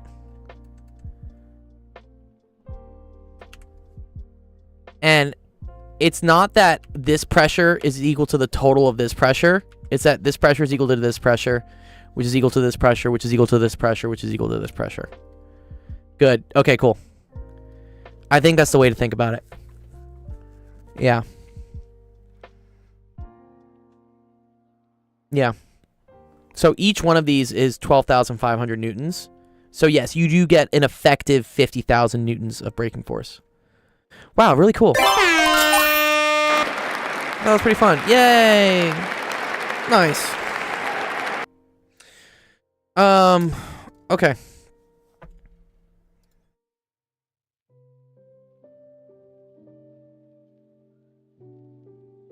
Cool. All right, I think that's good for today. I'll have more office hours tomorrow. I have another lecture tomorrow I gotta do. But I appreciate you guys all coming by. Appreciate all the follows. Thanks for the raid, Don. You the man. Yeah, if you want to keep learning physics with us, we're gonna be doing this all summer. So please feel free to come on by, refresh some physics skills, learn along with us. Really cool. Okay. Let me go see what channel we're gonna go raid. Yeah, who's on the Twitch today? 12:30 p.m. Yeah, that's when I teach my classes. At 12:30 p.m. 12:30 noon. I'll put it on the calendar. Yeah, 12:30.